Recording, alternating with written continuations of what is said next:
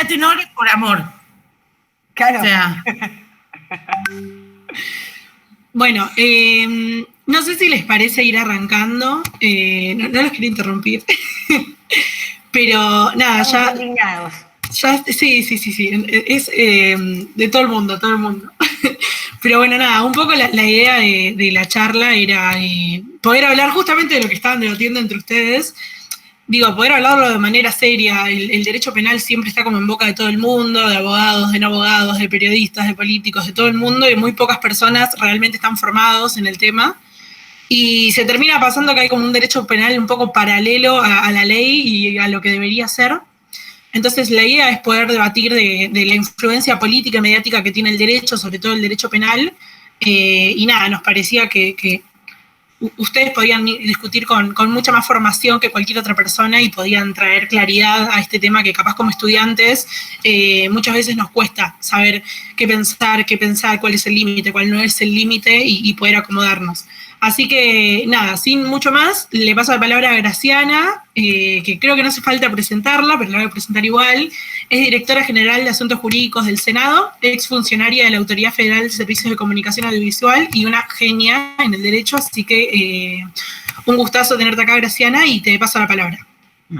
Bueno, primero y principal, gracias a Nexo por organizar esta actividad y gracias a Maxi, quien iba a ser mi compañero, porque el origen de esta charla era cuando empezaron a imputar delitos por el tema que conocemos como vacunatorio VIP, que finalmente descubrimos, digo, y en eso reconozco que fue muy, muy oportuna la nota que publicó Maximiliano explicando por qué exactamente no era delito y por qué no podían determinar que todo era delito. Por si faltaban evidencias para la construcción delictiva respecto a lo que hace la política, hoy tuvimos un ejemplo claro.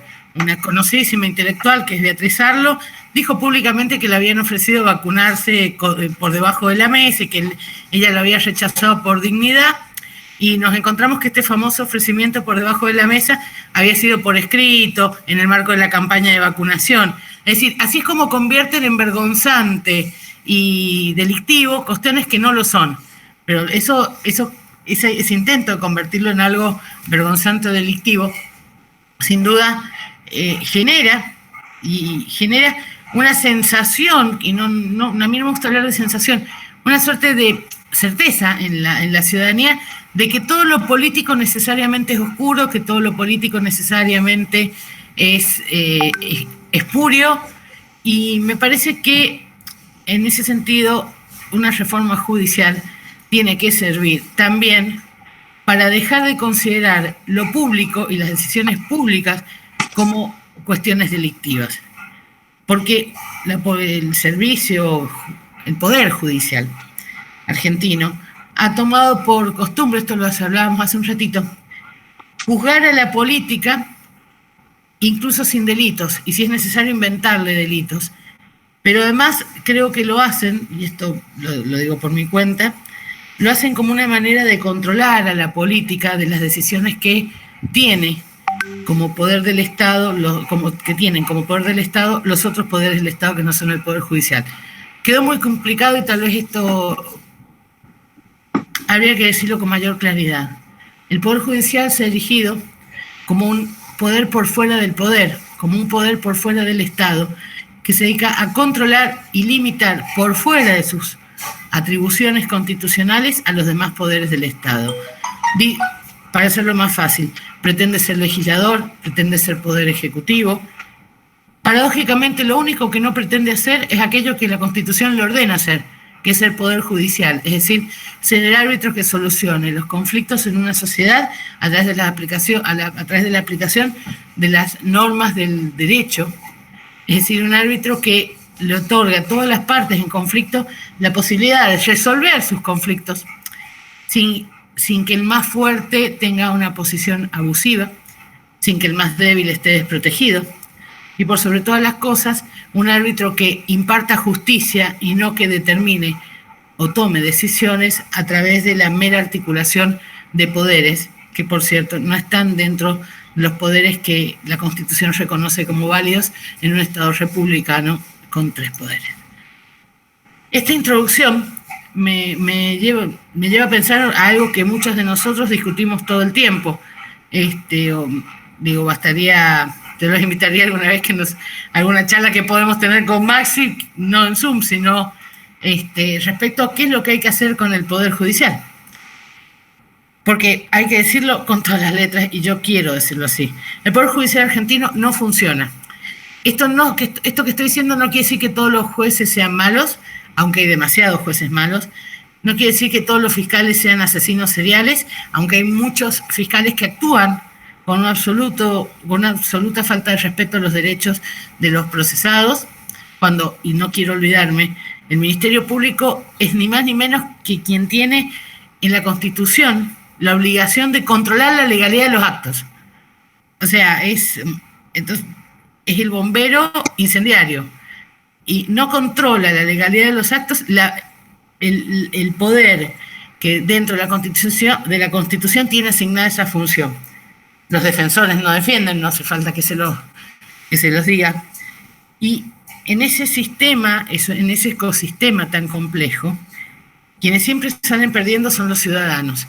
Tal vez en materia penal es más evidente, porque alcanzaría con ver la situación de las personas que han estado detenidas, las vidas que se han perdido, el sufrimiento. Pero esto no es solo propio del Poder Judicial penal. El resto de los poderes judiciales también tienen prácticas similares, cuya última consecuencia es siempre personas desprotegidas. Y curiosamente las personas desprotegidas además son, en general, las partes débiles de las relaciones que se someten al arbitrio del Poder Judicial. En pocas palabras, alcanza a ver, Natalia nos va a poder decir esto con claridad, cómo los trabajadores siempre terminan perdiendo en materia laboral frente a los grandes empleadores. Precisamente el Poder Judicial lo que tiene que hacer es poner en igualdad de condiciones al débil y al fuerte. A mí me gusta mucho una frase que es de Scalabrini Ortiz, que dice que las leyes deben ser dictadas a favor de los más débiles, porque los fuertes no necesitan ley, ya tienen ley porque es su propia fuerza. En la Argentina sucede esta situación. Dictamos leyes a favor de los débiles, que protegen a los débiles, pero luego sus aplicadores e interpretadores las pervierten y terminan siendo leyes que desprotegen a los débiles y que refuerzan los privilegios y las enormes diferencias. Esto, repito, pasa en todos los fueros. En materia penal es mucho más evidente, pero yo siempre me he preguntado qué pasa cuando un empleado pierde su trabajo, como le pasó, pienso en voz alta, a muchos trabajadores del Estado con el gobierno de Mauricio Macri, y aunque pelean y terminan incluso mucho tiempo después ganando el derecho a que los reincorporen, no los reincorporan, no les pagan lo que deben. Es decir, ¿quién protege a esa gente que estuvo 3, 4 años sin poder trabajar? Porque ¿saben qué? Esas son tragedias que no se ven, pero sí pasan. Porque al preso lo ves. Cuando a un defendido mío lo detienen, ustedes lo ven como lo detienen. A un laborante no, pero la situación de sujeción a un poder judicial arbitrario es la misma. Y también pasa frente a una quiebra, el empresario quiebra y muchas veces lo hace en forma fraudulenta, preserva los activos, siempre nos pasa esto, o nos pasa muy seguido. Tenemos los empresarios quebrados más ricos del mundo, porque finalmente la quiebra, una vez que se dicta, lo único que hace es proteger los activos y deja a los empresarios por un tiempo protegidos de sus propios actos. Lo vimos en Vicentín. Yo leí hace poquito, no sin algo de pena, debo ser justa, que luego de haber rechazado la posibilidad de que el Estado se hiciera cargo de la empresa, yo creo que estaba bien que el Estado se hiciera cargo de la empresa, porque es una empresa estratégica en un sector estratégico. Hoy el Banco Nación, que fue estafado por Vicentín y con complicidad del anterior gobierno, va a volver a aportar dinero para rescatar una empresa. En pocas palabras, no querían la estatización y solo aceptaban la única cosa que siempre acepta el poder, que sea el Estado quien los proteja de sus propios errores. Pero bueno, no hemos venido a hablar de estos temas, sino queremos hablar de reforma judicial. Ustedes se preguntan por qué la reforma judicial. La primera respuesta es porque el Poder Judicial no funciona. Podemos pensar distinto en muchas cuestiones, pero si juntás a un montón de abogados, los abogados van a ser unánime. No vas a encontrar un solo abogado que te diga que el Poder Judicial funciona. No importa si es radical, peronista, o lo que es peor, muchos vamos a estar diciendo que el Poder Judicial no funciona. E incluso lo que va a pasar con quienes piensan diferente es que no se van a animar a decir que funciona bien. Porque no hay nadie que diga que funciona bien. Porque es mentira, porque es una mentira tan grosera que pocas veces alguien se anima a decirla en voz alta. Entonces ustedes me preguntan por qué no cambia, si todos están de acuerdo en que no funciona bien.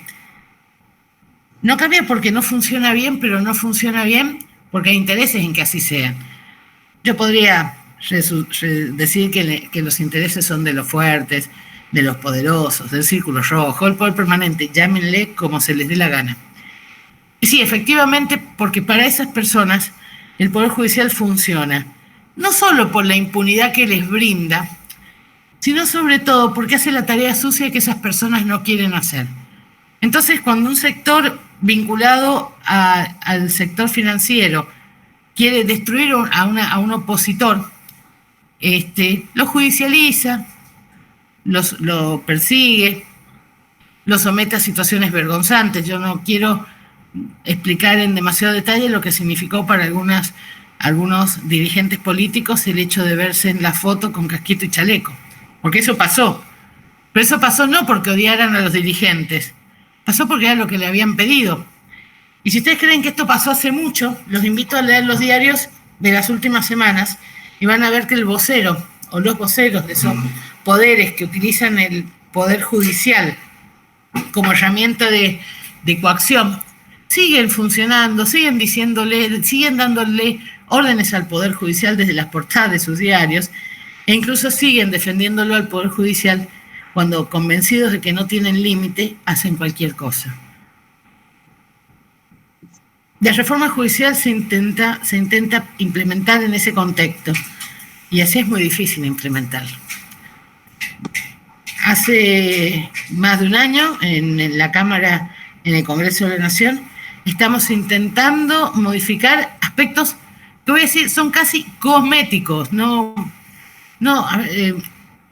Creo que Maximiliano lo compartirá, Natalia también conmigo. Las reformas del Poder Judicial que estamos discutiendo son cosméticas. No es que vamos a refundar el Poder Judicial.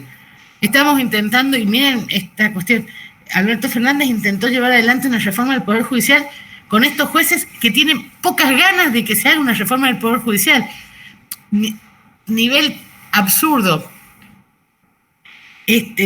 Parte de lo que pasa en este Poder Judicial, que estamos de acuerdo que no funciona, pasa porque hay muchas medidas que se toman solo para no tocar privilegios. Les voy a dar un ejemplo cortito. Cuando cualquiera de nosotros quiere jubilarse, nuestro empleador, cuando cumplamos la edad, nos va a decir, mirá, tenés la edad para jubilarte y vamos a empezar el trámite. Y en el momento en que nos jubilemos, en que nos salga la jubilación, vamos a tener que dejar de trabajar. Incluso si quisiéramos seguir trabajando, lo que tendríamos que hacer es suspender nuestra jubilación y seguir trabajando. Así que vamos a hacerlo en relación de dependencia. Bueno, los jueces, fiscales, funcionarios judiciales no tienen que hacer eso. Pueden elegir un régimen que les resulte súper conveniente, jubilarse y seguir trabajando hasta que cumplan la edad. Y voy a ser honesta, que cumplan la edad en el mejor de los casos, porque hay muchos jueces que una vez cumplido el límite constitucional de la edad para jubilarse, solicitaron a otro juez, curiosamente, una medida judicial para poder seguir por fuera de la Constitución. Y eso es un punto que me parece que hay que marcarlo. Los últimos años se han visto con particular gravedad, esos son mis perros, sépanlo disculpar, no le caen simpáticos los temas judiciales, pero si hay algo que a mí me ha preocupado en esto, es cómo en los últimos tiempos se ha naturalizado el incumplimiento de la Constitución. El año pasado uno de los grandes temas que discutimos desde lo público, desde lo judicial y desde lo político, eran los jueces que aseguraban que se podía llegar a ser juez por fuera de lo que marca la Constitución. Es decir, la Constitución que la cumplen los giles. Yo soy juez, ¿por qué la voy a cumplir? Y bueno, llegaban a juez sin haber rendido el concurso, sin haber pasado por el Consejo de la Magistratura. Pero lo que es más grave aún, cuando uno les marcó, miren señores, ustedes no habrían cumplido el trámite constitucional, hola señores jueces, no habrían cumplido la Constitución, recurrieron al Poder Judicial para seguir sin cumplir la Constitución. Es decir, no hubo, tenés razón, es cierto que hay un trámite para designar los jueces que yo no cumplí, no fue esa la conducta. Fueron al Poder Judicial a pedir el derecho de no cumplir la Constitución. Y permítanme decir una mala noticia y una certeza. El Poder Judicial no se animó a escribir completamente esto, pero finalmente les dijo, señores, van a tener que cumplir la Constitución. Lo mismo sucede con cientos de cosas que pasan cotidianamente y que marcan cómo el Poder Judicial, que debería resguardar la Constitución, no la cumple. Y lo dijo con toda claridad el presidente, lo decimos mucho. Digo, quiero ser respetuosa en esto. Yo creo que Elena Hayton de Nolasco fue una buena jueza. Yo no estoy de acuerdo con todo. Ahora, me parece que es un absurdo que tengamos un juez de la Corte con un amparo para no jubilarse en la edad que le marca la Constitución. Simplemente no puede. A ver, ¿con qué cara me aplica una norma legal una jueza que pide protección frente a una norma constitucional? Y usted va a decir, sí, bueno, Fait. Sí, yo me acuerdo con toda claridad cuando Fait presentó un pedido absurdo respecto a que no era inconstitucional lo que decía la Constitución. Y me acuerdo de un constitucionalista que publicó una nota en letras de molde gigantes en la revista La Ley, diciendo un fallo que avergüenza la justicia argentina. Estaba hablando del caso Fait, que en su momento fue un verdadero escándalo, solo explicable en el marco de la mayoría automática de la Corte, y que miren cómo se dan las cosas.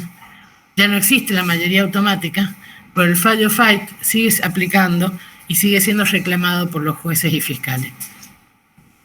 Lo que les quiero decir es que no podemos tener un Poder Judicial que incumpla la Constitución. Y estamos buscando de todas las formas posibles cómo hacer que los funcionarios judiciales vuelvan al marco de la ley. Porque yo no voy a hablar de toda la persecución, quiero sacar, a mí me encanta el tema del lawfare y creo que es uno de los grandes temas a tratar, pero quiero sacar de la discusión solo la persecución penal. Y quiero marcarle los múltiples incumplimientos. No podemos tener este Poder Judicial porque no podemos aceptar hacer cosas por fuera de la ley. Un rato antes que esta charla empezara, discutíamos algo que nos está pasando a quienes llevamos adelante juicios penales, que nos vemos obligados por la pandemia a llevar adelante juicios sin que en los hechos sea cierta la presencialidad. Vamos a un Zoom, donde no sabemos qué está pasando del otro lado, donde no lo vemos, donde la inmediatez, la oralidad y a todos aquellos principios que nos llevan a tener juicios orales no se verifica. Y lo aceptamos mansamente. Y no es porque lo aceptamos mansamente, porque reclamamos, los reclamos se pierden y nos vemos obligados a llevar adelante la discusión de la culpabilidad o no de nuestros asistidos sin ninguna de las garantías por las cuales llevamos adelante un juicio oral. Y lo voy a decir en estos términos. A los efectos prácticos me parece aún casi tan escandaloso como que volviéramos a hacer todo el proceso escrito, porque el hecho que vos lo veas no quiere decir que lo que ves es cierto. Pero como lo ves, crees que es cierto. Entonces vos no sabés si el testigo está declarando con alguien que lo amenaza. De hecho, pasan cosas absurdas como que a veces, porque está muy cargada la conexión, desconectan la imagen. Entonces solo te quedás escuchándote un cuadrado negro. Ni siquiera sabés que quien está declarando es quien está declarando. Pero eso es porque son los sucedáneos que han intentado hacer para continuar con el trabajo del Poder Judicial en pandemia y están confundiendo gravemente las garantías que están en juego.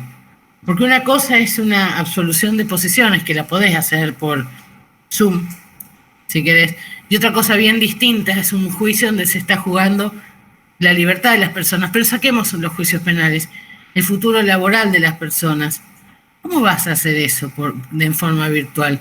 Si precisamente uno de los grandes avances que hubo en la Argentina fue cuando estas instancias llegaron a instancia oral. Bueno, ese es el Poder Judicial que uno intenta reformar y que nunca se cambia y que no se reforma. Para concluir, para que hablen los que me preceden, yo quiero decir algo. No hay ninguna reforma judicial que a uno lo enamore. Porque cada uno de nosotros que ejercen la abogacía tiene una idea de cómo debería ser. Lo que todos coincidimos es que hay que hacer una reforma judicial.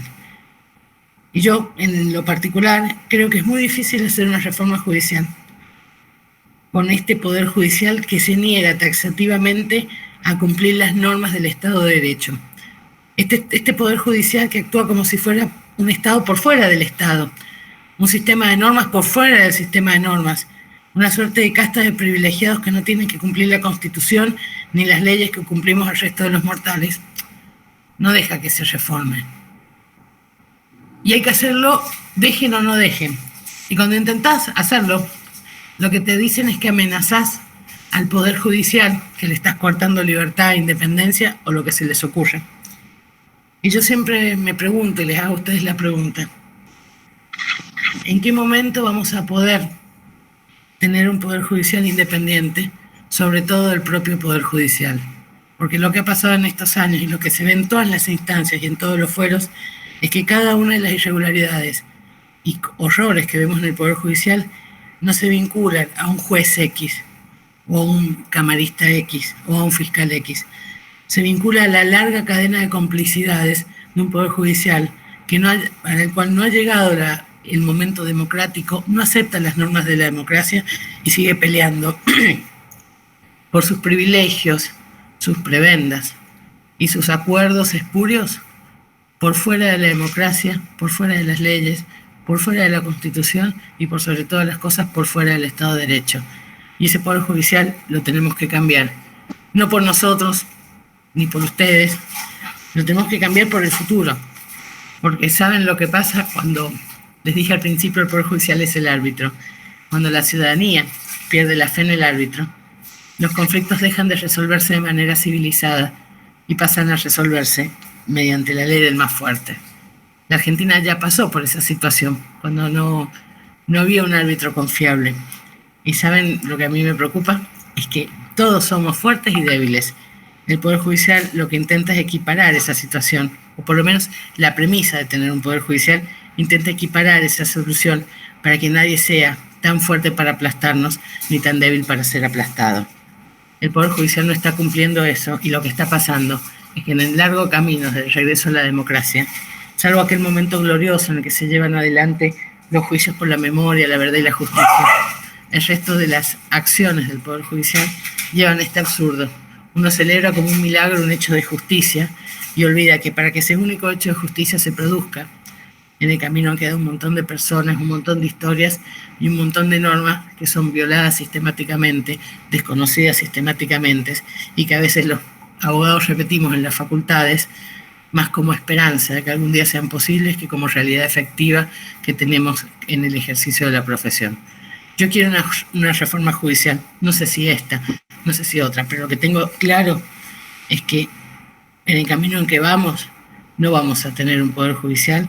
Y ¿saben qué? Hagan lo que hace la justicia, equipare a las partes, proteja a la sociedad y dé amparo a los que lo necesiten. Muchas gracias. Bueno, es muy difícil hablar después de todo lo que decís. La verdad es que siempre es un placer escucharte. Yo como futura abogada y como futura penalista, haber perdido un poco la fe en que la carrera en la que estudio va a servir para ayudar a la gente y después encontrarme con personas como ustedes es súper esperanzador. Saber que todavía quedan personas que a duras penas siguen intentando hacer las cosas bien y para mí en lo personal es súper gratificante poder escucharlos. Me quedé mucho con una frase que vos dijiste, que decías como, bueno, el Poder Judicial no funciona porque hay gente que quiere que no funcione. Y a mí lo que me hace pensar un poco es que el Poder Judicial funciona. funciona para los privilegios de los que lo necesitan. El Poder Judicial funciona para mantener a esos privilegiados ahí y para que esas personas estén cómodas y tengan la espalda jurídica, no legal, pero jurídica, en fin, para poder estar ahí y hacer lo que quieren.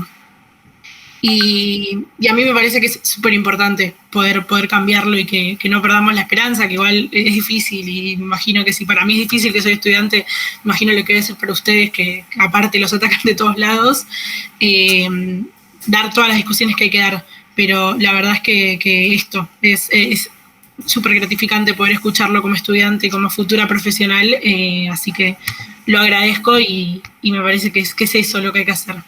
Hay que empezar a cambiar las cosas de a poco.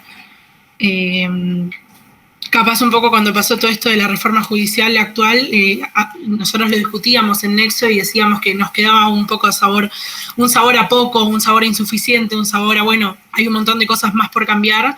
Y después decíamos, bueno, de repente qué difícil cambiar el quinto poder más fuerte del país, o antes, o el cuarto, no sé, está ahí compitiendo con los medios. Así que nada, muchas gracias, Graciana. Y le paso la palabra a Maximiliano Rusconi, lo presento, es abogado defensor, doctor en Derecho, ex fiscal general de la Procuración General de la Nación y profesor titular de la Facultad de Derecho de la UBA. Así que nada, te paso la palabra, Maxi. Bueno, muchas gracias a ustedes que han organizado este encuentro, que me enorgullece de estar reflexionando con gente tan valiosa sobre algo tan indispensable como el oxígeno en una república, ¿no? Que es tener un sistema judicial digno. Yo igual quería primero hacer una corrección. Ustedes recién vos, Judith, quizá para recibirnos con cariño, dijiste, bueno, gente tan formada, tan capacitada, ¿no? Y la verdad que acá los importantes son ustedes, chicos.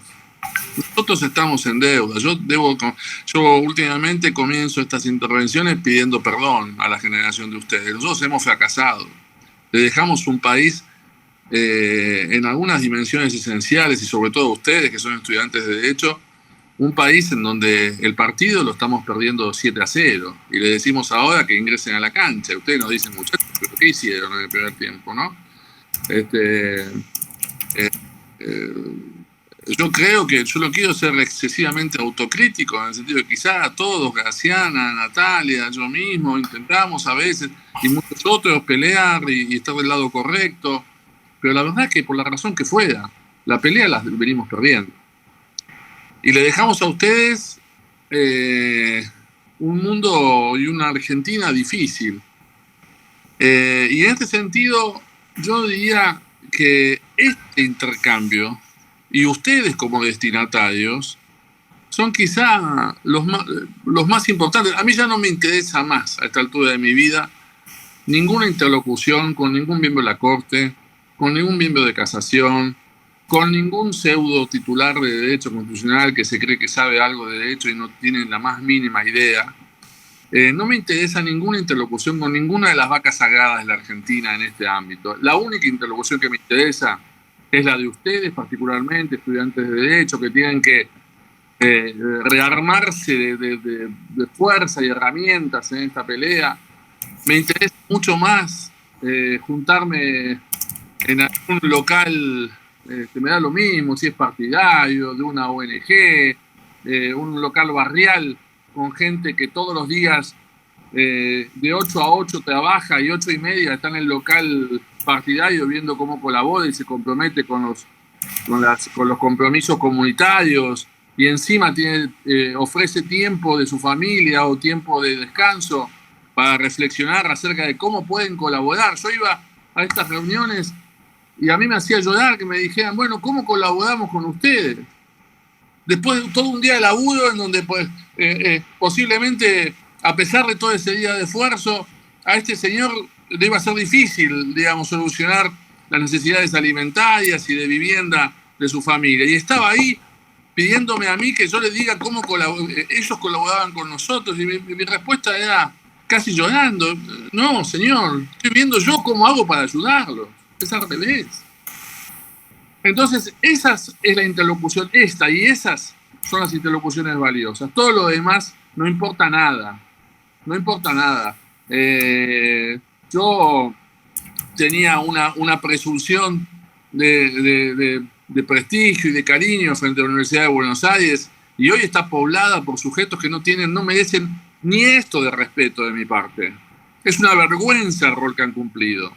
El Departamento de Derecho Penal de la Universidad de Buenos Aires, que yo en algún momento fui subdirector con Lucila Arrandar, que era la directora, hoy me da vergüenza. ¿A dónde están? Abajo de la moquette, escondidos, sin decir nada de lo que está pasando en la Argentina, mientras se destruye el Estado de Derecho. Entonces, yo, primero agradecerles, segundo pedir perdón, tercero reivindicarlos a ustedes como la verdadera interlocución. Ustedes son nuestra última posibilidad de ganar esta pelea. La fortaleza de corazón, de espíritu, de comprensión intelectual de ustedes es lo que va a definir si ganamos o perdemos.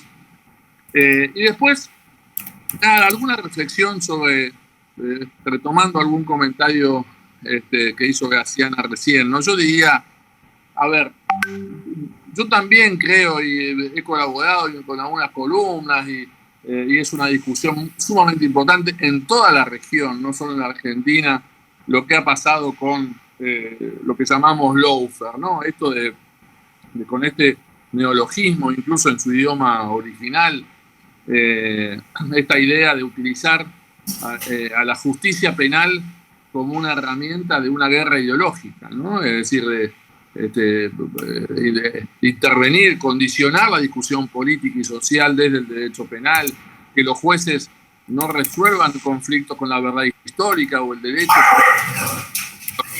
corporativos o sociales o políticos. Desde ese lugar, yo diría, es totalmente legítima ese planteo, esa discusión, pero yo sinceramente creo que estamos en un momento tan grave de la Argentina que yo hasta me animo por 5 minutos, ¿no? Después vuelvo al lawfare, pero por 5 minutos saquemos de discusión, porque tengo miedo que, como tenemos tanta distorsión mediática, no les quiero para que identificando lawfare con busca de la impunidad de algún político, no. O sea, a ver, saquemos. O sea, les concedo no hablar por 5 minutos de lawfare, no a ustedes, sino a las almas siniestras que dominan este país, ¿no? En algunas ocasiones. Y yo diría, bueno, ahora discutamos reforma judicial. No hablemos de lawfare, discutamos la reforma judicial. A ver, yo le preguntaría a jueces, fiscales, defensores, empleados judiciales, les preguntaría, bueno, ¿están dispuestos a defender un sistema judicial que manipula los casos hasta lo inmoral, haciendo que los procesos duren 10, 15, 20 años y diciendo después, cuando el imputado se queja de esa duración, que claro, duró 20 años porque el defensor planteó muchas nulidades? ¿Estamos dispuestos a defender ese modelo judicial? O sea, la idea del plazo razonable resulta que puede ser desvirtuada esa garantía, porque estoy dispuesto también a desvirtuar otra garantía, que es la garantía del derecho de defensa. Entonces el imputado no puede defenderse. ¿Estamos dispuestos a defender un sistema judicial cuya calidad técnica, un sistema de jueces profesionales, porque si estuviéramos en un modelo de juicio por jurados todavía, pero en un sistema de jueces profesionales, lo que uno espera es que haya una enorme precisión y enorme solidez jurídica a la hora de decidir si enjaulamos o no a un ser humano? Esto es lo que estamos decidiendo. Y las decisiones, chicos, yo les puedo asegurar que si yo tomara examen con Graciana y Natalia en la facultad, a los jueces, a miembros de casación, miembros de la corte, que firman esos panfletos vergonzosos, no aprobaría ninguno de los que hoy están en lugares de privilegio. Firman vergüenzas insostenibles jurídicamente. ¿Vamos a defender ese sistema judicial? ¿Vamos a defender un sistema judicial en donde no rige la independencia judicial? Por ejemplo, en donde un camarista, al estilo de un modelo verticalista, le puede ordenar a un juez que no importa lo que él opine, que él tiene que encarcelar a una persona porque se lo dice el camarista. Y el juez hace 3 minutos había dicho que no había razones para encarcelar, pero ahora que el camarista se lo ordena, cumple esa orden. O eso es un sistema judicial en donde el juez prevaricó y el camarista es instigador del prevaricato. Y eso deberían investigarlo los propios jueces, claro. Como recién decíamos en la charla previa, no hay delito con más cifra negra que el prevaricato judicial, es donde los jueces tienen que demostrar su capacidad de investigar y la autonomía para investigar a otros jueces. Claro, ¿qué juez va a condenar por prevaricato a otro juez? Si son muchos los que prevarican. ¿Estamos dispuestos a defender un sistema judicial que no respeta, chicos, una sola garantía constitucional? Yo siempre cuento esto debe tener que ver ya con mi insinuada vejez, pero yo les cuento una cosa. En los años 80 y pico, fines de los 80, con Alberto Binder, Raúl Zaffaroni, David Baigún, Julio Mayer, yo era muy chico, pero integrábamos un grupo de personas que habíamos intentado hacer la reforma judicial en Argentina y habíamos fracasado, ¿no? Vino el gobierno de Menem y todo lo que hicimos lo tiraron por los aires. Sin embargo, en Guatemala, que era un país que estaba a punto de ser sancionado por violación a los derechos humanos, había un miembro de la Corte Suprema fantástico, el Mundo Vázquez, alguien maravilloso, muy culto, que lo convencieron de convocar a unos locos del sur de ese continente que habían intentado hacer una reforma. Y trabajamos toda esa década y algunos centrados a los años 90 en Guatemala, El Salvador, Nicaragua, Costa Rica, Ecuador, Chile, Paraguay, en modelos de reforma judicial, bajo el mismo sistema que era pensar en el resguardo de las garantías constitucionales. En esa época, en los 80, el respeto a las garantías era el punto de partida de la discusión. Es decir, era la base. Era, digamos, como poner la mesa. Después viene la comida, pero la mesa hay que tenerla puesta. Bueno, lo que en ese momento era el punto de partida, hoy es una utopía, chicos.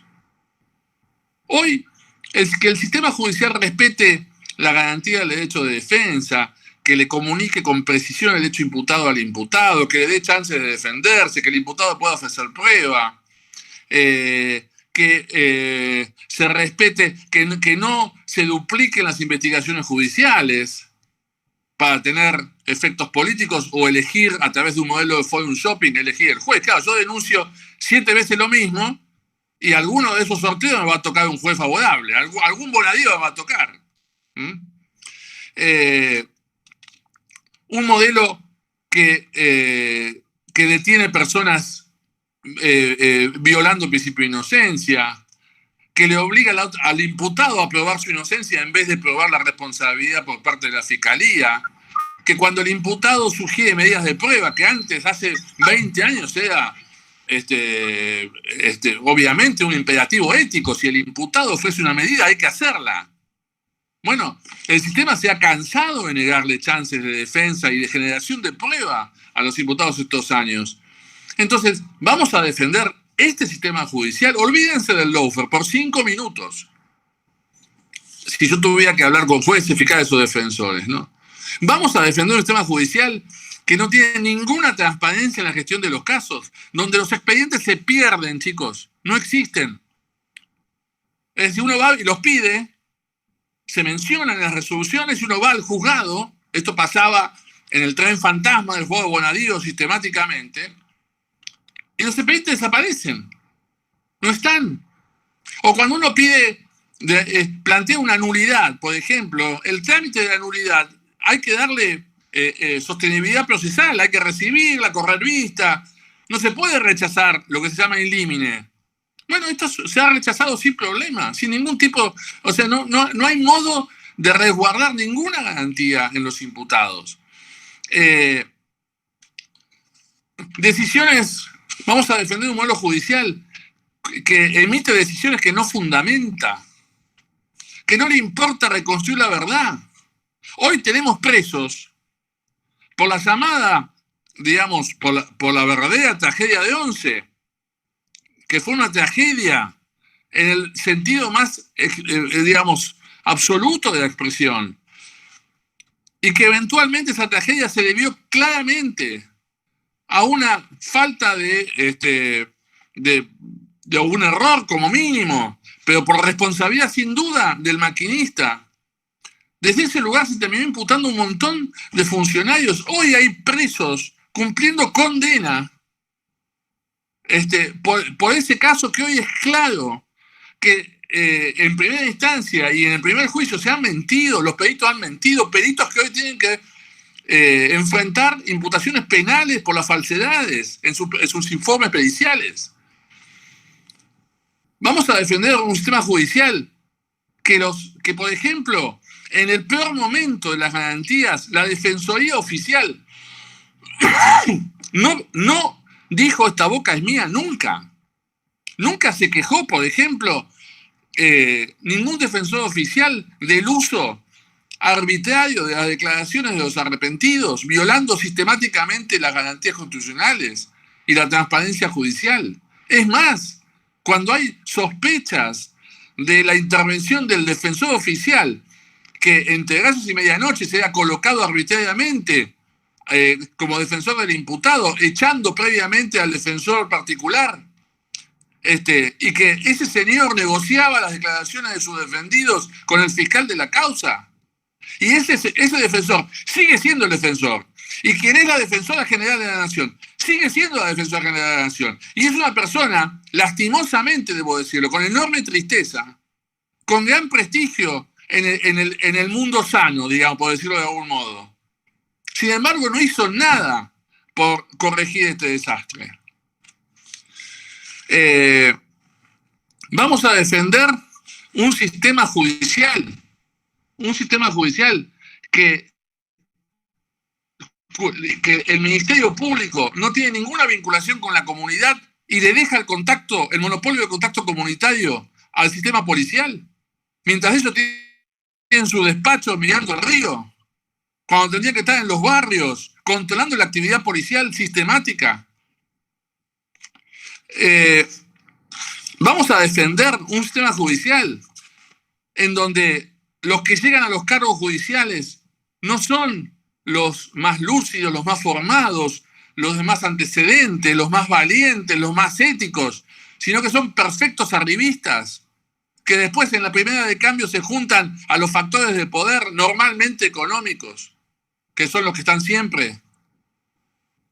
Vamos a defender el sistema judicial. Entonces, yo lo que digo, chicos, esto no es una propuesta dogmática de transformación, pero la reforma judicial tiene que conducir a un modelo fundacional de la justicia. No podemos este desastre transformarlo modificando 2 o 3 cosas cosméticas, porque las cosas cosméticas terminan absorbidas por el desastre que no tocamos. Siempre el desastre que no tocamos es mucho más poderoso, gelatinosamente poderoso, para absorber el impacto de las pequeñas reformas que encima generan un costo político enorme, porque la reforma que se propuso es muy, muy limitada, y la actual vicepresidenta tiene que soportar que le digan que con esa reforma, que no se va a modificar gran cosa, ella busca la impunidad. Eso es vergonzoso. ¿Qué impunidad se va a generar con esto si no se modificó ningún escenario de poder? Entonces, yo lo que digo es, como conclusión, el futuro, chicos, es de ustedes. No aflojen en esta pelea. Nosotros hicimos lo que pudimos y la verdad es que fracasamos. No pierdan un minuto de tiempo en discusiones estériles. La discusión es una discusión por la transformación judicial en serio, que tiene que ser fundacional. Tenemos que empezar de nuevo. Hay que reconstruir el sistema democrático. Hay que reconstruir el Estado de Derecho. El desafío es enorme, pero les toca justamente a ustedes que están a punto de salir a la batalla jurídica y social, les toca un desafío también muy lindo. Si ustedes, así como nosotros tenemos que enfrentar a nuestros hijos a decirles que hicimos lo que pudimos, pero fracasamos, quizá ustedes puedan explicarle a sus hijos que le dejan un sistema judicial mucho mejor y le dejan un Estado de Derecho reparado. No hay cosa más linda y más desafiante que eso. Muchas gracias. Bueno, muchas gracias, Maxi. Tengo que decirte que un poco casi me hace llorar y me tuve que contener porque siempre que lloro me retan, porque lloro mucho, así que me tuve que contener, pero no puedo creer que nos pidas perdón cuando en realidad nosotros tenemos que agradecerles a ustedes. Usted... Yo sí lloro mucho, así que no me hagan llorar vos a mí. Estoy viejo. Vos decís como, no, bueno, nosotros fracasamos y la verdad es que muchas de las personas que hoy estamos acá y que estudiamos esta carrera lo hacemos por ustedes. Graciana quiere hablar, perdón. Sí, obvio, adelante, Graciana. Hay que decir, que no te digan que llorar está mal. Yo sabes lo que hago, muchas veces me ha pasado, Maxi me ha visto, a veces de bronca en Comodoro Pi, me he largado a llorar y ¿sabes qué? Tal vez la única victoria es el papelón que ellos pasan cuando no pueden consolarte porque sabe que se mandaron una cagada que es por la cual estás llorando. O sea, es que las lágrimas son una forma de expresión totalmente legítima.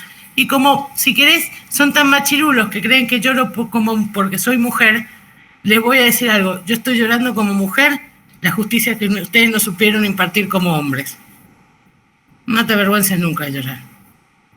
No, pero la verdad que es muy emocionante porque, vos, Maxi, decías como, bueno, no, les tenemos que pedir perdón porque no pudimos dejarle el Estado de Derecho que queremos. Y la verdad es que muchos de nosotros estudiamos abogacía por personas como ustedes, que nos dan el ejemplo. Y nos dan el ejemplo y son el ejemplo y la luz brillante dentro del mundillo jurídico, que es muy difícil y que nosotros recién estamos empezando a conocerlo.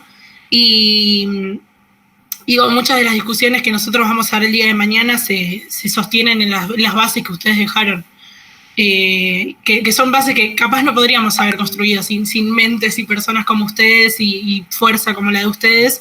Así que, nada, no sé por qué particularmente estoy emocionada por el tema, pero la verdad es que me emociona poder escucharlos y poder dialogar con ustedes y reconocer que realmente es nuestro rol y reconocerse uno mismo ya no como estudiante de segundo o tercer año, sino más cerca de ser una profesional que de ser una persona del CBC y la verdad es que saber que podés mirar al costado y ver profesionales de tal tamaño la verdad es que es hermoso y es muy gratificante. Así que nada, gracias, perdón por lo sensible, pero les tengo que agradecer. Bueno, antes de pasarle la palabra a Nati, quería ir diciendo que si tienen alguna pregunta para hacerle a cualquiera de los tres, pueden ir poniéndolas por el chat y después las vamos a ir leyendo. Así, nada, nos vamos adelantando. Así que, bueno, le paso la palabra a Nati. Natalia es abogada laboralista, integrante de la corriente de abogados laboralistas 7 de julio, profesora de la UBA y profesora de la Universidad Nacional de José C. Paz. Así que, Nati, te paso la palabra. Muchas gracias, Judith. Bueno, gracias a Anexo Derecho. No es declamativo, pero es verdad, es un verdadero placer escucharte, Judith, escucharla a Graciana, a Maxi.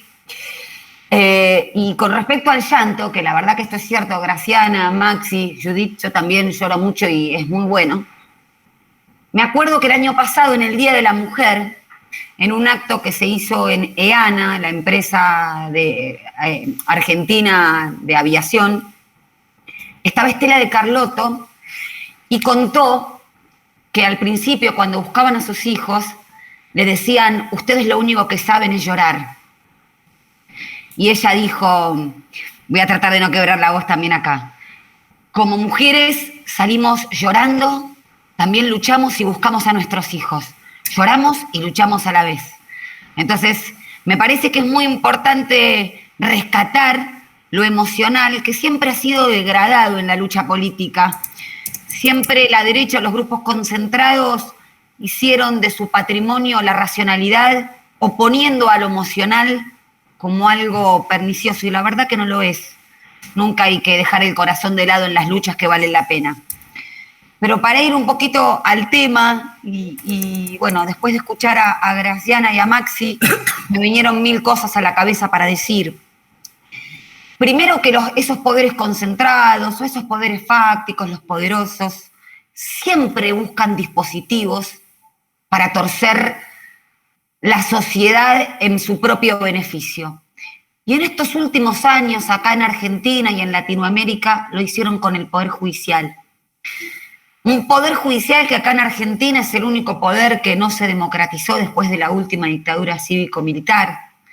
Un poder judicial que tiene en sus filas a jueces que fueron reticentes, en el mejor de los casos, a hacer lugar a habeas corpus para aquellos que se encontraban detenidos por la dictadura cívico-militar. Un poder judicial que tiene a sus académicos en las usinas formadoras de abogados y abogadas, como la Facultad de Derecho, que fueron asesores de la Comisión de Asesoramiento Legislativo, que fue lo que, entre comillas, suplantó al Congreso y los generadores de reglas estatales, ¿no? No leyes, porque no emanaban del Congreso. Entonces, a mí me parece que hay que primero observar que estos poderes siempre cooptan a los dispositivos del Estado más vulnerables, y con decir vulnerable lo digo que los integrantes del Poder Judicial lo sean, sino que son más sensibles a formar parte de un poder connivente que no sirva, como dijo Graciana y Maxi, para equiparar y para igualar, para administrar justicia con la Constitución en la mano. Mañana será otro poder o mañana será otro dispositivo. Hoy es el Poder Judicial. Y esto ayuda muchísimo al famoso discurso antipolítico o antiestado que tienen estos poderes, porque en definitiva lo que nos quieren decir es que el Estado no sirve y lo que sirve es la norma o la ley del más fuerte. Y acá es donde nos tenemos que poner absolutamente legalistas, constitucionalistas, y no por eso objetivos, sino saber, objetivos en el sentido de que sabemos que la Constitución es un texto y por lo tanto van a venir algunos que van a hacer de las garantías constitucionales plastilina o tan flexibles que terminen diciendo todo lo contrario de que lo que estas garantías dicen: el principio de inocencia, la garantía del debido proceso, del juez natural. Todas garantías que fueron torcidas, quebradas, fulminadas a través de la complicidad de cierto sector del Poder Judicial. Y me parece importante esto rescatarlo porque tanto que se habló del lawfare, y es verdad que es un tema fundamental. Maxi decía, yo no quiero hablar del lawfare, el Poder Judicial no funciona. Graciana lo dijo también, sí, efectivamente que no funciona.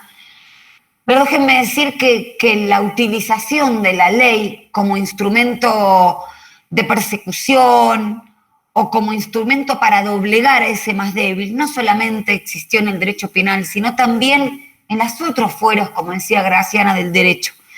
Fíjense lo que pasó en el poder, en el fuero laboral. Nosotros tuvimos un presidente como Macri que lo primero que dijo es que los jueces laborales lo único que hacían era beneficiar a los trabajadores, beneficiar a la industria del juicio y que por lo tanto evitaban que haya inversiones en el país. Es decir, básicamente el fuero laboral tenía la culpa de la falta de inversión.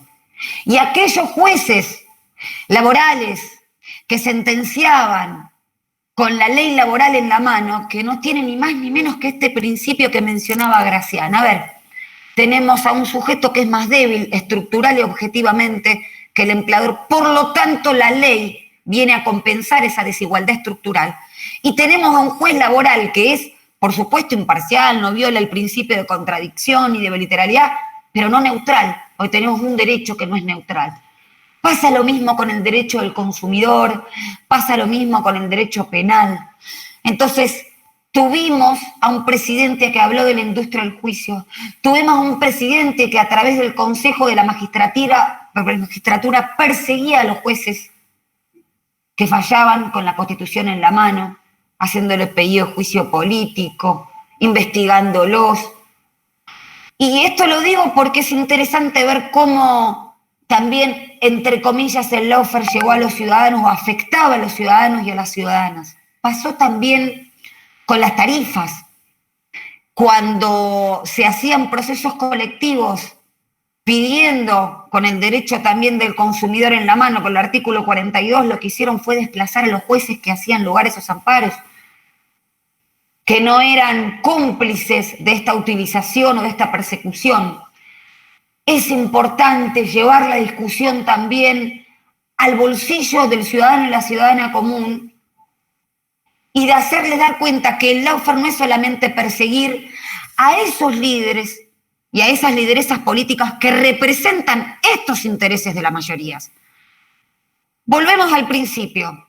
Tenían que implantar otra vez un modelo económico, rentístico, financiero, como lo hicieron con la dictadura militar, destrucción de la industria nacional y llevándose puestos los derechos de las mayorías que se habían obtenido al calor de un gobierno nacional y popular. Pasó acá, pasó con Lula en Brasil, pasó con Ecuador, y todos haciendo exactamente los mismos artilugios, con la complicidad de un ministerio público fiscal, con la introducción en los procesos penales de testigos o arrepentidos.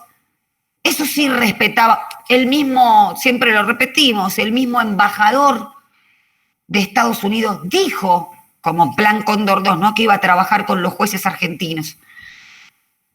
La formación de jueces y fiscales, entre comillas también, en materia de narcotráfico y corrupción, creando nuevamente un enemigo interno, ¿no? Lo que antes era, hace 45 años atrás, un subversivo, hoy era este desacatado o narcotraficante, o sea, se ha llegado a detener gente por un tuit. Entonces, veamos esta situación que hoy en día están utilizando el derecho. Estamos en esta puja, como decía Maxi, de la reformulación y la resignificación del derecho como instrumento para perseguir, para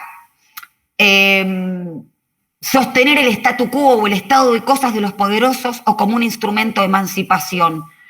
Yo no quiero que esta sea realmente una mera declamación, sino que me parece que es una de las luchas por las que vale la pena la vida, ¿no? Porque a veces nos quieren desanimar. Les hablo a futuros abogados y abogadas, formados también en una usina jurídica o académica que cada vez revaloriza más una visión economicista, punitivista del derecho y desvaloriza o infravalora lo que es el derecho social, el derecho ambiental, el derecho de la... Entonces, sepamos que esta es una lucha que probablemente nos lleve la vida, pero que vale la pena. Vale la pena porque, y yo me permito, Maxi, en esto disiento con vos, lo que hizo Maxi, lo que hizo Graciana y lo que hicieron tantos otros, sirvió para que no fracasemos definitivamente, si se quiere, y que ustedes puedan tomar esa bandera y seguir adelante. ¿Qué es lo que habría entonces que reformar? Me atrevo a ir un poco a tono y en sintonía con lo que está pasando en los últimos días, sobre todo con el Día de la Mujer. La perspectiva de género es fundamental, pero ¿saben por qué también es fundamental? Yo me puse a hacer un pequeño dossier o trabajito para ver cuál era el porcentaje de representación de las mujeres. No porque no exista una constitución de subjetividad patriarcal en las mujeres o en las que se perciben como tal, sino porque me parece que el discurso endogámico de la familia judicial corporativista reproduce estas lógicas de poder de las que estábamos hablando. Bueno, fíjense que un estudio de la Corte Suprema, dice que del año 2019, porque eso es otro de los problemas también, tenemos un poder que se autofiscaliza y que no tenemos forma de ver efectivamente, bueno, lo decía Maxi con esto, tomamos examen, y sí, no tengo duda que pasa así, pero tampoco tenemos forma de ver cuántas sentencias se sacan, cuánto demora, volvemos al tema del juicio laboral, cuánto demora un juicio laboral que se trata del debate de créditos alimentarios, o el impacto de la tecnología en el respeto de las garantías constitucionales.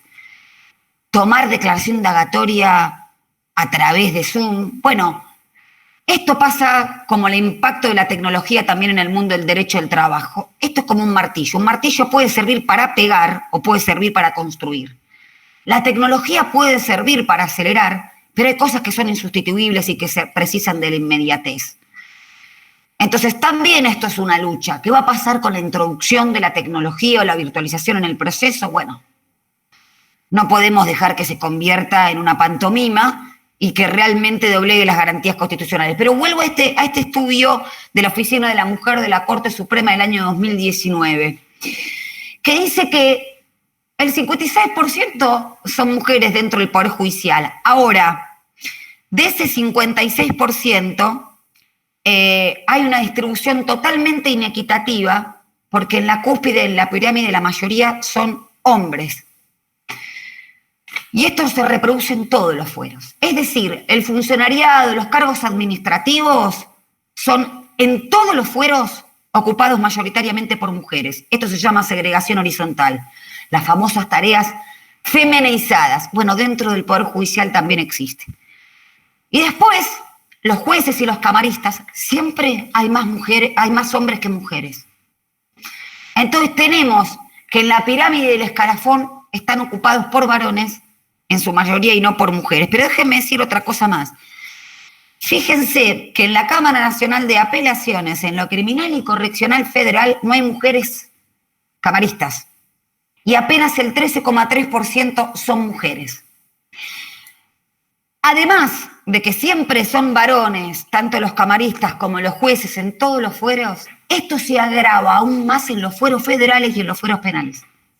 Y esto también habla de que hay ciertos patrimonios que manejan los hombres, como es el derecho penal, el derecho punitivista, lo más falocéntrico, ¿no? Si se quiere. Y esto, Graciana en su condición de mujer también puede dar cuenta de lo que pasa en el fuero penal. Entonces me parece interesante dejar este discurso esperanzador. Primero, que la reforma judicial no podemos caer en la ingenuidad de que se produce a través de una ley. Una ley siempre es un punto de llegada y siempre está legitimado por una lucha posterior. En esa lucha, que tiene una dimensión académica, que tiene una dimensión política, institucional y por supuesto legal, están ustedes y también estamos nosotros, secundándolos, cuidándole la espalda si se quiere también. Con esto quiero cerrar y decir, por eso, bueno, lo dije ya en la mitad de la charla, el derecho puede ser un discurso emancipador y también puede ser un discurso opresor. La lucha se termina cuando estamos abajo, viendo los rabanitos crecer abajo de la tierra, como decía mi abuela, y la lucha no se terminó y depende de nosotros. Así que los invito a seguir soñando, a que no piensen, a que no nos dejen sacar las esperanzas por el discurso de la derecha que lo hizo siempre, porque se lo debemos también a los 30.000 compañeros desaparecidos, porque se los debemos a las abuelas, porque se lo debemos a las madres, se los debemos a nuestro país y también se lo debemos al futuro de nuestros hijos, como dijo Maxi. Muchas gracias.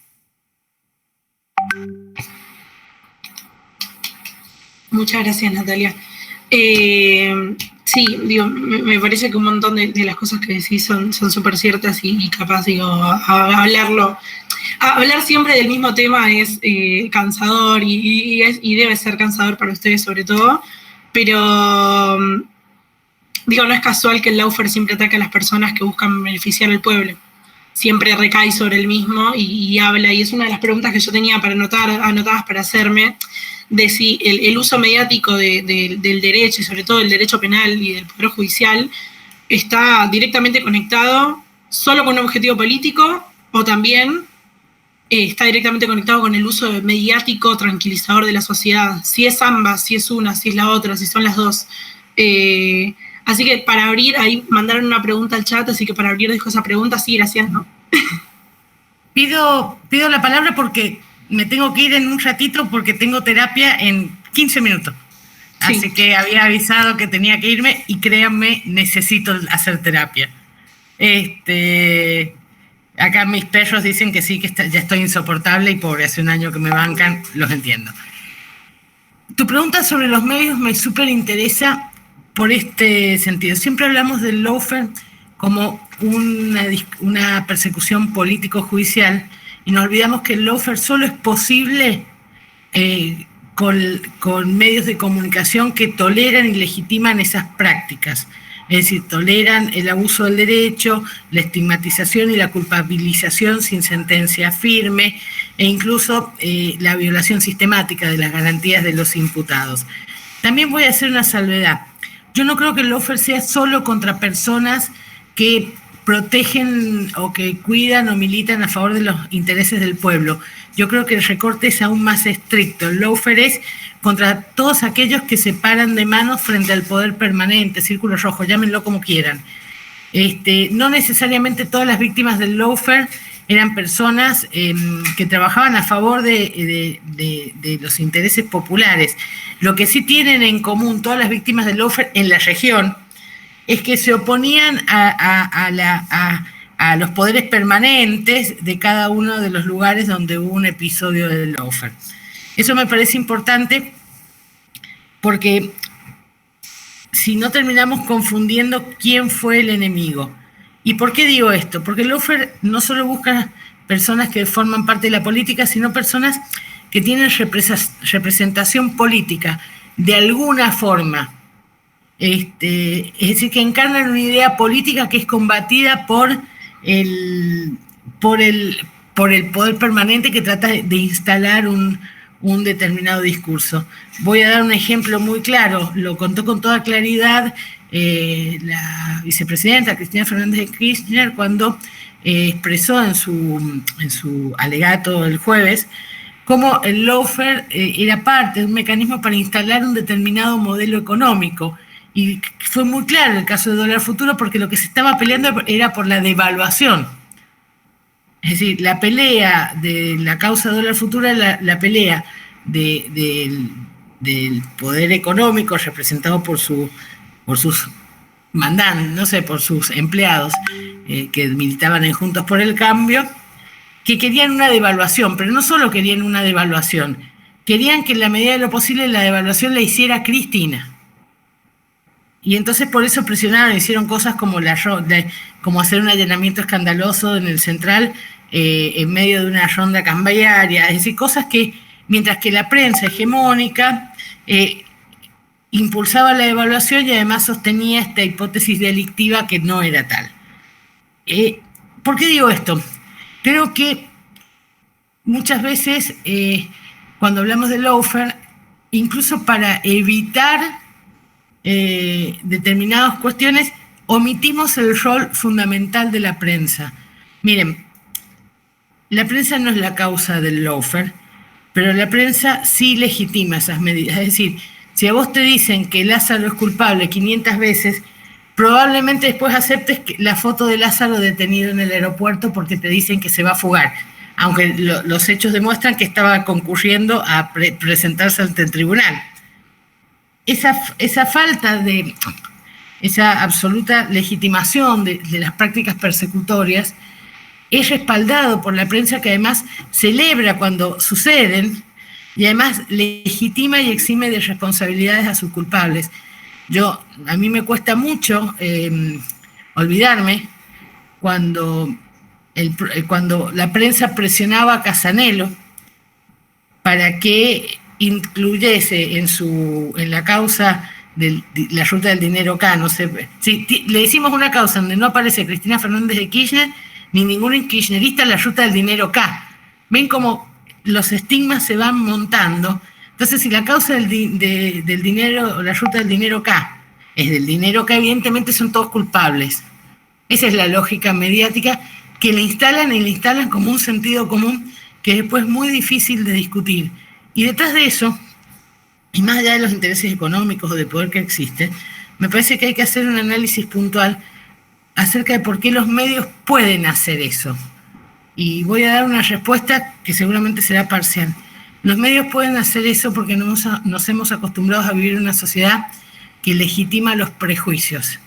Entonces hay un profundo prejuicio contra la política, contra el peronismo, contra los líderes populares, que legitima este tipo de discursos que no dejan de ser ni más ni menos que discursos de odio, porque estos discursos tienen todas las categorías propias de los discursos de odio. Un colectivo identificable, le hace como pueden ser los negros, los homosexuales o los K. La afirmación que por pertenecer a ese colectivo tenés menos garantías o incluso es legítimo agredirte, y pueden agredirte tirándote huevos o pueden agredirte deteniéndote, y que además esto te sucede porque sos responsable de esto, de algo. En este caso, de haber tenido dinero. Y les voy a decir una cosa, cuando los discursos de odio forman parte del discurso político de un país, se complica mucho la realidad política de ese país, porque entonces desaparece el debate democrático y aparece el debate del odio. Y si ustedes quieren mejor ejemplo, hoy resulta que tenemos que explicar por qué bolsas no mortuorias con la etiqueta de Estela de Carlotto no es una agresión. Y los que quieren defender ese hecho te dicen, no, pero mirá lo que decía el título completo. El título completo decía, esta persona murió porque su vacuna se la puso Estela de Carlotto. Entonces no importa si la bolsa dice que en esa bolsa está Estela de Carlotto, o le echa la culpa a Estela de Carlotto, que hay un muerto presunto en esa bolsa, el odio y el discurso nocivo y el discurso de culpabilización y el discurso de persecución sigue siendo el mismo. Yo creo que el lawfare, además de una práctica judicial aberrante, que es un problema, es sobre todo la concreción de un discurso de odio, y a mí me preocupa mucho que sigamos legitimando los discursos de odio. Dicho esto, le dejo a Maxi la palabra, que también quería responder. Muchas gracias, Graciela. Bueno, muchas gracias. A ver, también me parece una buena oportunidad esta vinculación entre Poder Judicial y medios de comunicación, porque en mi criterio en los últimos años son Drácula y Frankenstein, digamos, ¿no? Y se han nutrido y tienen vicios parecidos.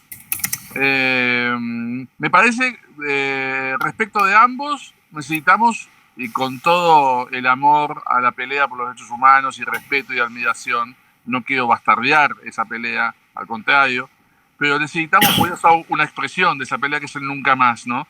Nunca más un poder judicial que destruya el Estado de Derecho, y nunca más un poder mediático que condicione la voluntad popular a través de la mentira, ¿no? Me parece que son dos contextos que tenemos que incorporar en esta lucha. Y en este sentido, fíjense, cuando digo que tienen vicios parecidos, lo peor del Poder Judicial se defienden invocando una garantía sumamente glamorosa como la independencia judicial, ¿no? Ojalá siempre uno tuviera una garantía así tan potente para defenderse. A mí no me controlen, que si no esto afecta a la independencia judicial. Y fíjate que los periodistas hacen lo mismo. A mí no me controlen, que a mí me defiende la libertad de expresión, y la libertad de prensa. Miren que como si estas garantías estuvieran pensadas para la protección del poder y no para la calidad de vida democrática de los argentinos y de los ciudadanos que viven en un sistema democrático y de Estado de Derecho. Entonces me parece que han sido dos enormes responsables con los servicios de inteligencia, caerle al Poder Judicial que nos gobernó hasta hace poquito, del Poder Ejecutivo, que sabíamos que iban a llegar al poder en gran medida para garantizar algunos intereses corporativos y económicos. La verdad que sería hasta banal, digamos, ¿no? A mí me parece que lo más preocupante ha sido esa vinculación entre el sistema mediático, los servicios de inteligencia, el sistema judicial y algunos políticos vergonzantes y vergonzosos que, invocando la voz república, se han encargado de destruir, incluso con formación jurídica. Por eso es tan importante que el futuro sean ustedes, ¿no? Mucho más sanos y con esto pensando. También recién se mencionaba, lo mencionaba Natalia, esta doble visión del derecho como instrumento de conservación de los factores de poder o como instrumento de transformación. Yo me acuerdo que esto demuestra lo viejo que estoy, ya que estoy mencionando siempre cosas antiguas, ¿no? En la década del 80, una vez tuve que dar una conferencia, Alberto Binder me invitó a dar una charla a un conjunto de ONGs y el tema era el uso alternativo del derecho, ¿no? Y yo le decía, Alberto, yo no sé nada qué decir de esto del uso alternativo del derecho, ¿no? Para mí el derecho era trabajar sobre las normas y, bueno, resolver bien los casos penales que me daba Sanzinetti para la discusión de los casos. Y la verdad es que ahí empecé a descubrir esto del uso alternativo del derecho como el uso, digamos, para esto que decía también Natalia, ¿no? Para la emancipación, ¿no? El uso para las libertades, el uso para la pelea contra el poder. Pero yo diría, yo cambiaría el título, que quizás ya se cambió, digamos, ¿no? En estas discusiones ya no es el uso alternativo, es el uso principal del derecho. Es el uso principal. El derecho es para esto, el derecho es para resistir, para pelear, para enfrentar al poder, para transformar, para defender a nuestros compañeros, a nuestra comunidad, para defender al pobre, para defender al vulnerable. De eso se trata, ¿no? Y me parece que es una pelea desigual, chicos. Es una pelea desigual porque del otro lado está esta inmoralidad vestida de poder, ¿no? Esta inmoralidad poderosa en los medios, en los malos jueces, en los malos fiscales, en los defensores truchos, en estas cosas. Pero bueno, me parece que no hay mejor comienzo que identificar el camino, ¿no? El camino de la transformación. Y ustedes ya se están dando cuenta, muy jovencitos, por dónde hay que ir. Y esto es sumamente iluminador. Gracias, Maxi. Mandaron un par de preguntas al chat, como para no extendernos mucho en el tiempo. Si les parece, leo 2, 3 más y las responden quienes quieran. Acá hay una que mandó Gastón, dice: entiendo que hay múltiples visiones entre los abogados, pero me gustaría preguntarles si creen que es necesaria una democratización del Poder Judicial y si así fuera, ¿de qué manera se puede hacer? Natalia, ¿no? Vos dijiste bastante sobre esto. Sí. Si querés, vas, no, por supuesto. Sí, gracias, Maxi. Sí, desde ya que estoy de acuerdo con una democratización del Poder Judicial y bueno, encontrando un poquito los eufemismos de los que hablaba Maxi, ¿no? Fíjate como cualquier intento de democratización o de oxigenación o de apertura, ¿no? Esta lógica cerrada del Poder Judicial, por eso digo que se autofiscaliza, que no permite el ingreso de la Constitución dentro del Poder Judicial, ¿no? Es como una aporía bastante importante. Cualquier cosa que intente esa democratización, aunque sea cosmética, es percibida y relatada con la amplificación de los medios como una afrenta a la independencia glamorosa, ¿no? Como dice Maxi, del Poder Judicial. Yo creo que la clave para mí, una de las claves, ¿no? Porque la verdad que no tengo la verdad revelada y nosotros también estamos chipeados con una determinada concepción, ¿no? Entonces a veces no, siempre es bueno hacer una dialéctica en las formas, ¿de qué forma sería interesante oxigenarlo? Esto de lo que les digo de las usinas de producción del Poder Judicial es importante porque el Poder Judicial básicamente está formado por abogados y abogadas. Y si tenemos universidades que forman a los futuros jueces del modo en que lo forman, ¿no? Con estas concepciones puristas, kelsenianas, ¿no? Que es totalmente vetustas, con una perspectiva economicista y punitivista del derecho, bueno, ahí perdemos una pata importante. Pero creo que teniendo el Consejo de la Magistratura, ¿no? Que funcionó como órgano inquisidor, vamos a ver si ahora a través de la composición actual o de la eventual reforma puede funcionar de otra manera. Me parece interesante oxigenar el Poder Judicial, no eligiendo o sobrevalorando la formación dentro de la carrera judicial de los jueces. Hay muy pocos jueces que ejercieron el derecho. Muy pocos. Y la verdad que cambia muchísimo la cosmovisión de un juez que se formó dentro del Poder Judicial a un juez que tuvo ejercicio de la profesión o el famoso derecho en zapatillas.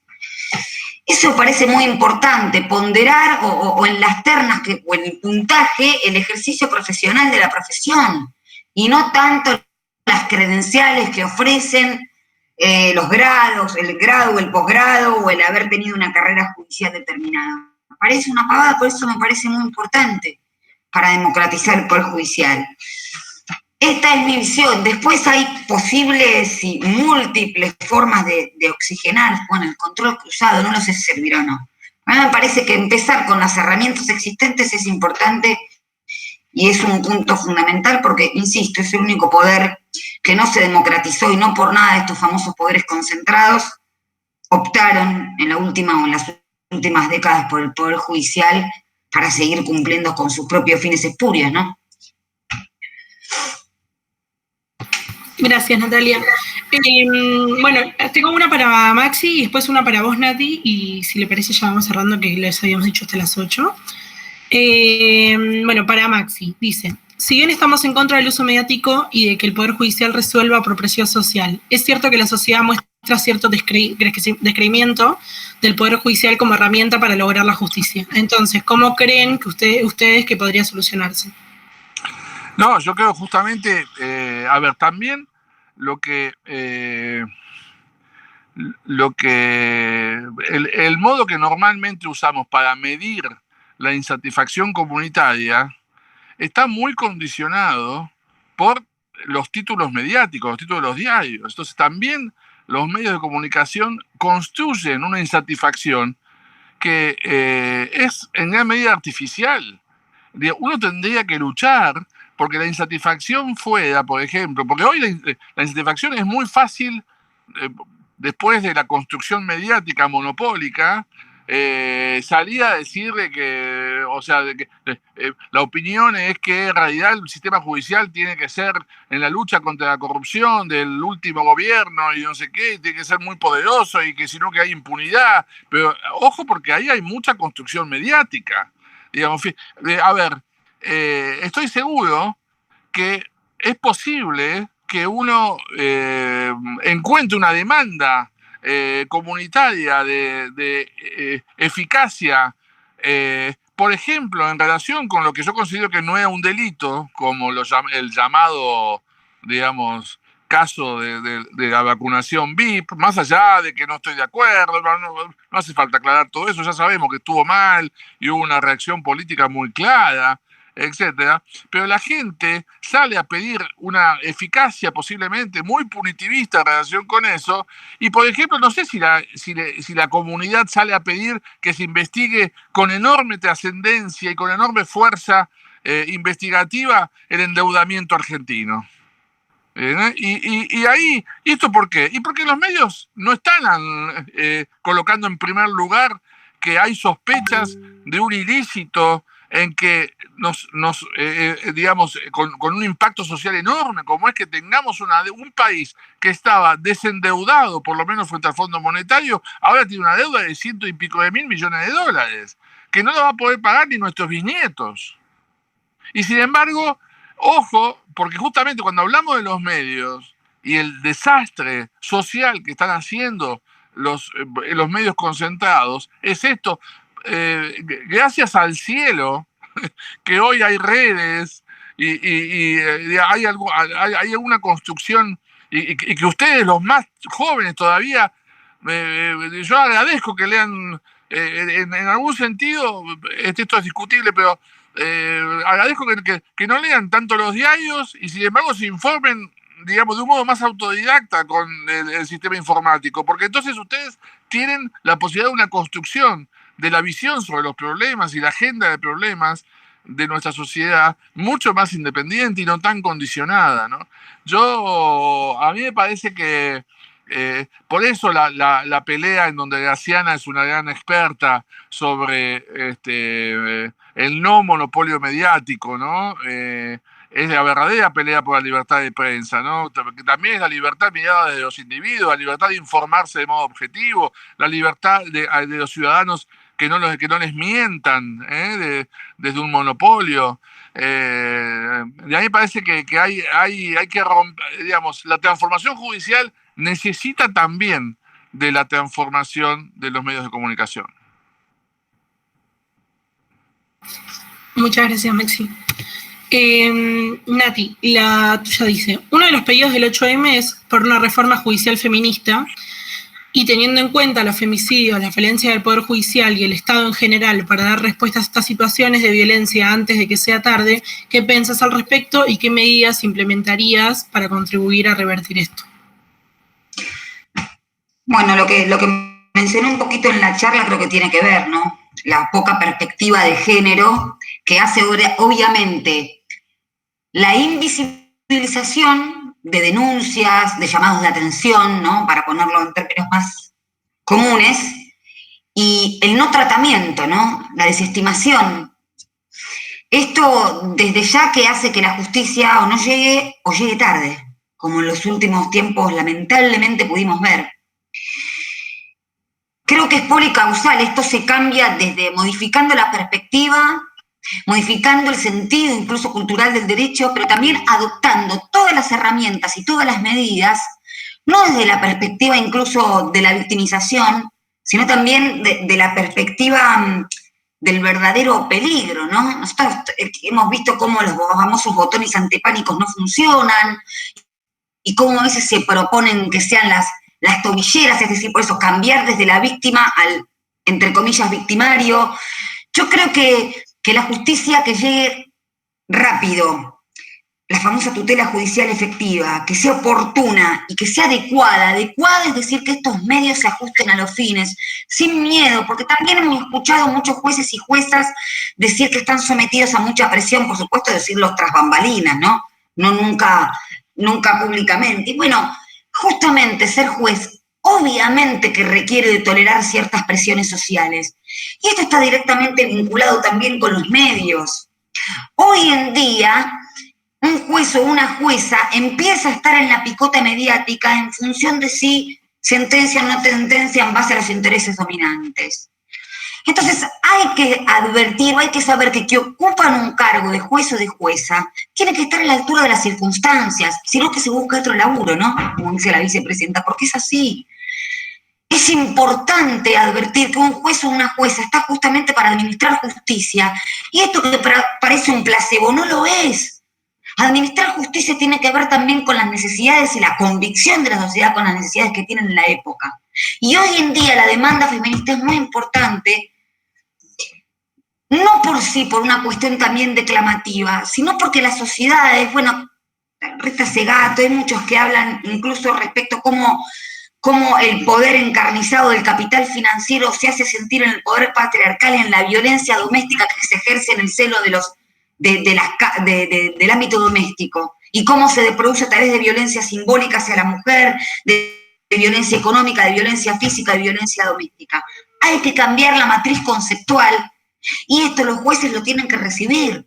Yo vuelvo a hablar como laboralista, en su momento fue concebir a la huelga como un delito, después la tolerancia y después como tutela de ese derecho constitucionalmente receptado.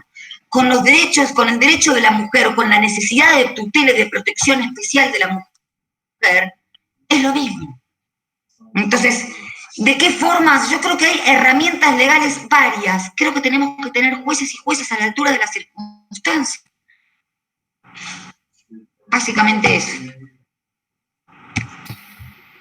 Bueno, muchas gracias. Bueno, para ir cerrando, obviamente si alguno de los dos quiere decir algo, me interrumpen y adelante, pero digo, un poco la propuesta salía de la propuesta de la charla, nacía de la necesidad de poder sacar las discusiones jurídicas de la farándula, y esto de, bueno, vamos a los medios y hablamos, o no sé, prendemos la tele y en vez de estudiar de un manual o de estudiar y discutir en las aulas que ahora son MITs, escuchamos a la tele y creemos que eso es el derecho y que no hay otra forma de entender el derecho y no hay una discusión más allá de eso.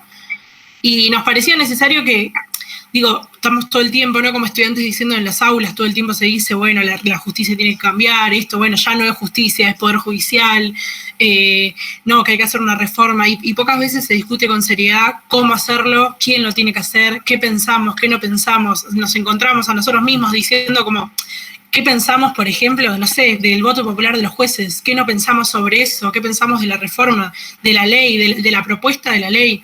Entonces, me parece que súper necesario que profesionales, docentes, estudiantes podamos discutir esto, y la idea de la charla era un poco eso, tener un espacio para discutir entre nosotros, estudiantes, con ustedes, que son profesionales y que creemos, más allá de las capacidades intelectuales, creemos en las capacidades que los motivan, y los valores que los motivan y que los compartimos.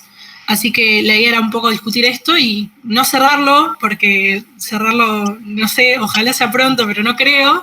Me parece que va a ser muchos años de tener que discutir y discutir y discutir y seguir pensando y formándonos. Así que nada, era un poco la propuesta de la charla y por eso los habíamos invitado. Así que bueno, no mucho más. Por mi parte, agradecerles. De nuevo, la verdad es que es un orgullo escucharlos y aprender. Así que Por mi parte, no mucho más. Bueno, yo, digamos, bueno, mandarle un beso y un agradecimiento a Natalia. Y bueno, a ustedes, chicos, a vos, Judith, y a todos tus compañeros con los cuales organizaste esto, decirles que los admiro, los quiero y los apoyo mucho, así que cuenten conmigo para todas estas peleas. Les mando un gran abrazo y los felicito. Gracias. Bueno, Maxi, lo mismo, agradecidísima, siempre un placer estar con vos, compartir. Les agradezco muchísimo, chicos y chicas. Bueno, uno se siente viejo porque les dice chicos y chicas. Cuando Judith recién decías, no, uno cuando ve en la tele, claro, nosotros no. Cuando estudiábamos, yo creo que me saqué un mail cuando estaba terminando el primer mail, la primera dirección de mail, no sabía cómo hacer cuando estaba terminando la carrera. La verdad es a nosotros, ustedes nos esperanzan. Realmente que nos esperanzan y nos motivan a seguir luchando. Así que, bueno, también lo mismo digo, la verdad, cuenten conmigo, cuenten con esta servidora para cuando necesiten. Un beso enorme para todos y todas. Muchas gracias. Hasta luego.